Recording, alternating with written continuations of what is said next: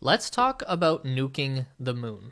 That might sound like something coming way out of left field, but you also might be surprised just how much effort the United States government has put into determining how and why they might want to literally nuke the moon.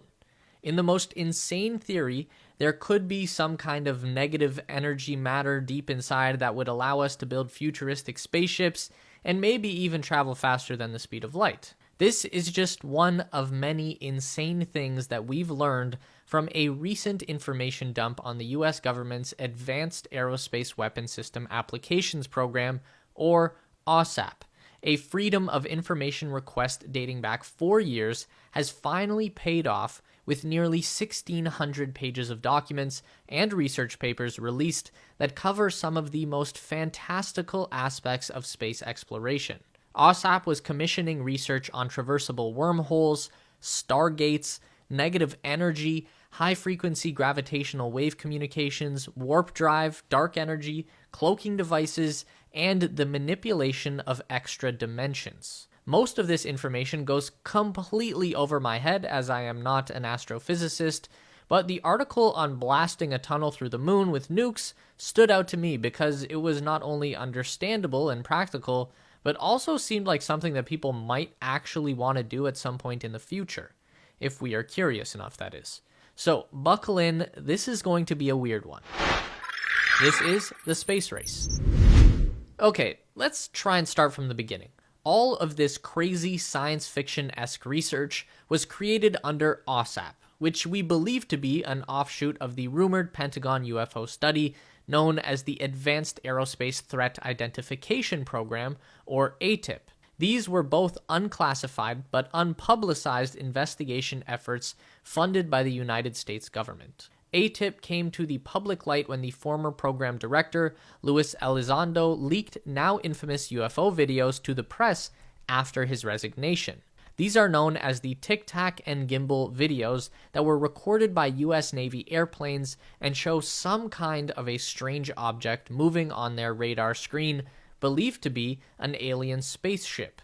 You've probably seen these videos before, and you've seen Elizondo as well. He's been making the rounds on History Channel conspiracy shows, Netflix documentaries, Fox News, and he even worked with Blink-182 singer Tom DeLonge on his UFO research company, To the Stars Academy. You can't make this stuff up. It's glorious. Anyway, it was late 2017 when Elizondo began spilling the beans about ATIP, AAWSAP, and the Pentagon's apparent study of UFO activity.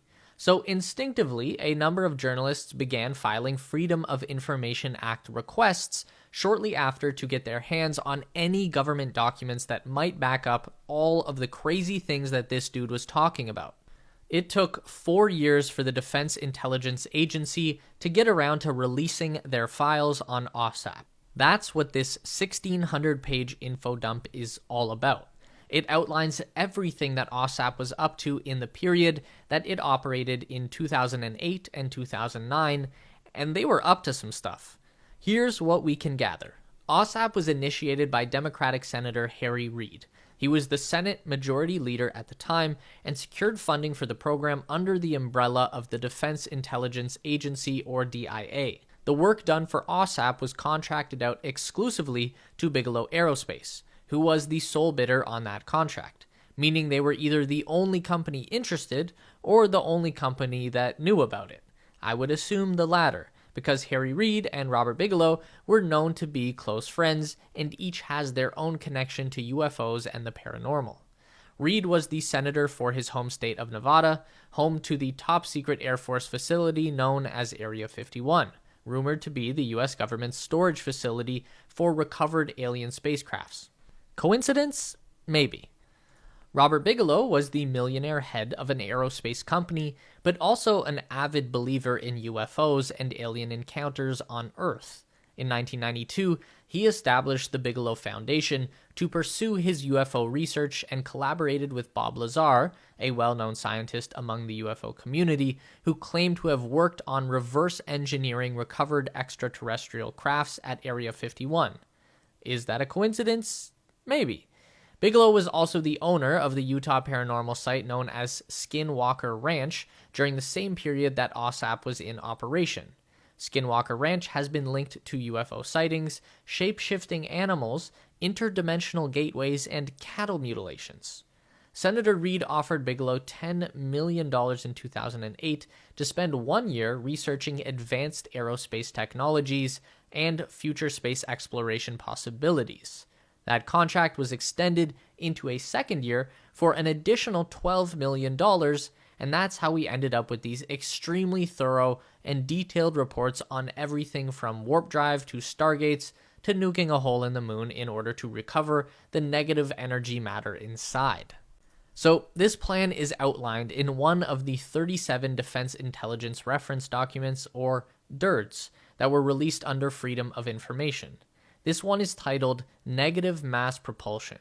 The idea here is that there is a negative mass in our universe that is hidden behind the positive mass. And this phenomenon is of interest to aerospace propulsion because by adding negative mass to an object, like a spaceship, you would reduce its inertia and therefore it would become easier to set in motion.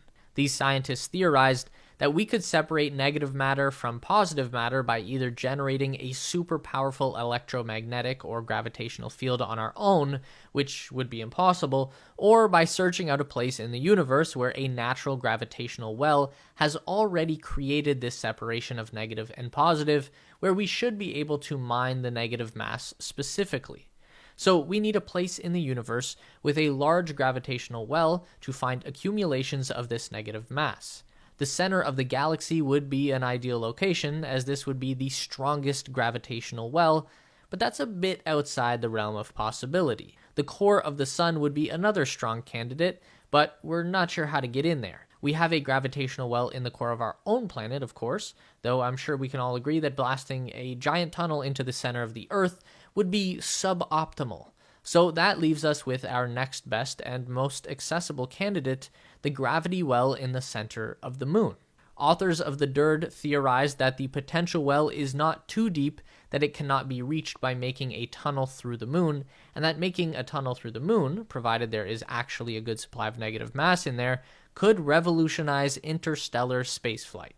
They propose that a sequence of thermonuclear charges would be required to make such a tunnel technically feasible. What follows is about 30 pages of equations in astrophysics that I am powerless to understand, but things come back together on page 31 under the heading, The Cusp/Core Problem in Galactic Halos. This is where we get back into discussing the existence of this negative matter. We know that there are voids that exist between galaxies. Our universe isn't one dense cloud. It's a series of galaxies all inside their own little bubbles, with seemingly nothing in between them. Why is that? Maybe the voids are full of this negative mass that actually repels all matter, both positive and negative. This would be the opposite of the galactic core, which is a concentration of positive mass that attracts all matter, both positive and negative. And they theorize that it's the accumulation of the negative matter inside these gravitational wells of positive matter that actually flattens the depths of the well and creates the bottom so that the galaxy stabilizes and doesn't just continue to become infinitely more dense. So, what happens in the center of a galaxy must also happen to a lesser degree in the center of the sun, the planets, the Earth, and the moon. And since the moon does not have a molten core for us to contend with, then it becomes our best chance to obtain this cosmic force of negative matter. Pretty crazy, right? But this was all clearly written by some incredibly smart people, so we can probably take their word for it. Their assumption is that if appreciable amounts of this negative matter have accumulated over billions of years in the center of the moon, then it's most likely come together in the form of an ultralight material. And in theory, the center of the moon would contain a form of matter that is 100,000 times lighter than steel, but still retains the same strength as steel. That's what we're after. That's what makes nuking a giant hole in the moon potentially worthwhile. This insane, super light yet also super strong material that we could in turn use to build super light spaceships that would be in turn capable of super fast travel thanks to their negative mass. Let's try and apply that to something more based in reality. The SpaceX Starship Super Heavy just happens to be a great example of a steel spaceship.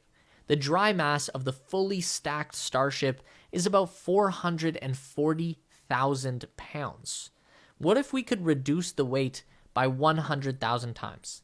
That would make the world's largest and most powerful rocket ever built just about 440 pounds. A very strong person would be able to pick it up like the Incredible Hulk. And if you were able to apply the same force of propulsion as the existing Starship, it could move 100,000 times faster. Now that's an oversimplification, of course, but that's the gist of this theory. And that is it. It's just a theory. We could end up blasting a giant thermonuclear tunnel into the core of the moon, only to discover that there is none of this negative mass super material in there at all. Or maybe just a very small amount that isn't really useful for anything. That would be pretty embarrassing and a bit difficult to explain. The government would definitely have some egg on its face. So we probably won't do that, but it is still fun to think about. I mean, this wasn't even the first time that the United States government had considered nuking the moon. They actually have a history with this idea. Back in 1957, during the early days of the space race, the US government was not faring so well against their Russian competition. The Soviet Union had just launched the first ever satellite into orbit around the Earth, Sputnik 1, and the word on the street was that the Soviets would follow that up by launching a nuclear bomb to the surface of the moon. At this point, the Americans were freaking out. They couldn't let the Soviets be the first to nuke the moon, so therefore America had to do it themselves. This is the mindset that our world leaders were in 70 years ago. It truly is a miracle that we still exist at all. So a team of highly skilled engineers and scientists were assembled to devise a plan to nuke the moon. This included such notable minds as Gerard Kuiper, the astronomer of whom the belt of matter that surrounds our solar system is named, and more recently Amazon's Project Kuiper satellite constellation. So he was a pretty big deal. Along with him came a young astrophysicist named Carl Sagan, the future host of the Cosmos TV show and one of the most influential human beings of the 20th century. His first real job was to calculate the practical effects of nuking the moon. You can't make this stuff up. Basically, what they concluded was that because there is no atmosphere on the moon, there would be no giant mushroom cloud effect from detonating the nuke. But instead, there would be a giant pillar of radiated dust and moon rock blasted up into the vacuum of space. This pleased the US government officials because the most important part of nuking the moon was that everyone on Earth would see it happen. If not, then why bother? Luckily for all of us, at some point in the study, the researchers decided to conduct a public opinion poll to determine if people would actually want to see the moon get nuked. And since this was still the 1950s and the memory of not one, but two actual nuclear bombs going off in populated cities was still fresh in everyone's mind, the public wasn't as stoked about nuking the moon as their government. And then, of course, there was the reality that if America did nuke the moon, then the Soviets would inevitably have to follow that up by also nuking the moon, but bigger. And then the back and forth would just continue until the superpowers had either destroyed the moon or killed everyone on Earth in the process. At the conclusion of their report, the team of scientists recommended against nuking the moon, thankfully, arguing that since we hadn't been to the moon yet, it might be premature to go ahead and start blowing it up. We don't even know what we would be nuking. There could be useful things on the moon, or maybe even hidden alien life. They had no idea back then. Obviously, the US government followed the advice of the research team and did not end up nuking the moon, but it's frankly shocking to think how close we came, and why we still wouldn't put it past them to try it again if the people in charge genuinely thought there would be something worthwhile in it for them, like obtaining a negative matter super material that might be trapped in the center of the moon. Anyway, that was a weird episode, but hopefully you had as much fun as we did. Let us know your thoughts on nuking the moon in the comment section below.